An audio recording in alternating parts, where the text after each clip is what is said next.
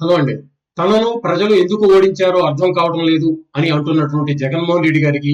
తన ఓటమికి కారణాలైనటువంటి అనేక అంశాల్లో ఒక అంశాన్ని ఈ రోజు నేను మీకు వివరించాలనుకుంటున్నానండి. అదేంటంటే ఏదైతే గత 5 ఏళ్లుగా వైఎస్ఆర్ కాంగ్రెస్ పార్టీ ప్రభుత్వం యొక్క విధానాల వలన, అణచివేత ధోరణి వలన ఇబ్బందులు పడి అణచివేతకు గురైనటువంటి, అవమానాలకు గురైనటువంటి అనేక మంది తెలుగుదేశం పార్టీ, జనసేన పార్టీ కార్యకర్తలు ఎప్పుడైతే వాళ్ళకి అధికారం వచ్చింది అని భావించారో ఆ తరువాత రాష్ట్రంలో ప్రతిదాడులు చేయటం గాని, లేదు వైఎస్ఆర్ కాంగ్రెస్ పార్టీ కవ్వింపులకి లోనయ్యి వీళ్ళు వాళ్ళ మీద దాడులు చేయడం గాని జరుగుతున్న తరుణంలో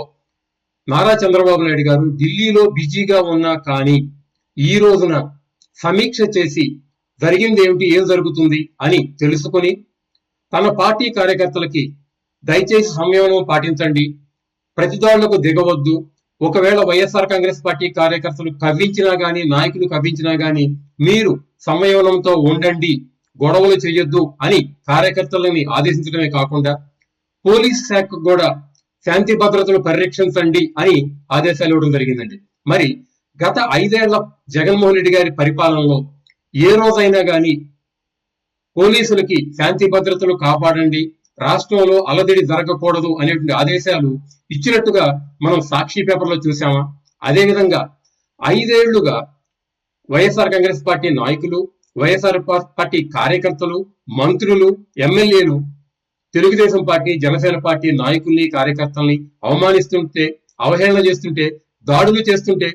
రాజకీయ పార్టీ నాయకుల మీదే కాకుండా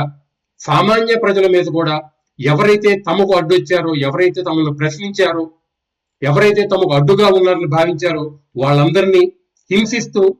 తీవ్రంగా దాడులకు గురి చేసి చివరికి వాళ్ళ పీకలు కోసి మరి రాక్షస ఆనందాన్ని పొందుతున్నప్పుడు ముఖ్యమంత్రిగా బాధ్యత గల పొజిషన్ లో ఉన్నటువంటి జగన్మోహన్ రెడ్డి గారు ఈ 5 ఏళ్లలో ఒక్కసారైనా గాని ఇది తప్పు, మీరు దాడులు చేయొద్దు, ఏదైనా గాని ఎవరైనా తప్పు చేస్తే చట్టపరంగా చర్యలు తీసుకుందాం అనేటువంటి సందేశాన్ని ఆ పార్టీ కార్యకర్తలకి, నాయకులకి, మంత్రులకి ఇచ్చారా అనేది సాక్షి మీడియాలో గనక మనం చూస్తే ఒక్కటంటే ఒక్కటి కూడా కనపడదు. ఇది కాదా జగన్మోహన్ రెడ్డి గారి అనేక లోపాల్లో ఒక్క లోపం అనేది వైఎస్ఆర్ కాంగ్రెస్ పార్టీ కార్యకర్తలు ఆలోచించుకోవాలండి. పైగా ఏదైతే వైఎస్ఆర్ కాంగ్రెస్ పార్టీ నాయకులు, కార్యకర్తలు ప్రతిపక్ష కార్యాలయాలపై మీద దాడి చేస్తే దానికి సమాధానం ఇస్తూ జగన్మోహన్ రెడ్డి గారు ముఖ్యమంత్రిగా నన్ను ఎవరైనా తిడితే నా పార్టీ కార్యకర్తలకి బీపీ వస్తుంది, నా పార్టీ కార్యకర్తలు కనుక బీపీ వస్తే ఇలాగే తిరగబడతారు, కొడతారు, అది ఎవరైనా సరే అని అన్నారు. అంటే ఇంతటి బాధ్యత రాహిత్యమైనటువంటి ప్రకటనలు ఆంధ్రప్రదేశ్ రాజకీయ చరిత్రలో ఏ ముఖ్యమంత్రి అయినా ఇచ్చాడా అని కనుక ఆలోచిస్తే ఖచ్చితంగా జగన్మోహన్ రెడ్డి గారి పరిపాలనలో ఉన్నటువంటి అనేక లోపాల్లో ఇది ఒక ప్రధానమైన లోపం. ఈ లోపం వల్లే ఇలా జగన్మోహన్ రెడ్డి గారు తన పార్టీ కార్యకర్తల్ని విచ్చలవిడిగా వదిలేయటం వల్లనే శాంతి భద్రతలను పరిరక్షించకపోవటం, ప్రధానంగా ప్రతిపక్ష నాయకుల్ని తనకున్న పోలీసులతో అణిచివేచేసి తన కార్యకర్తలతో వాళ్ళు ఇబ్బందులు పెట్టడం, ఇవన్నీ చూసిన సామాన్య ప్రజలు జగన్మోహన్ రెడ్డి గారి పరిపాలనా విధానాన్ని అసహించుకొని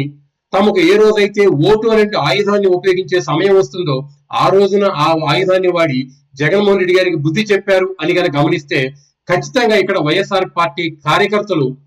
దీన్ని అర్థం చేసుకుని రాబోయే కాలంలో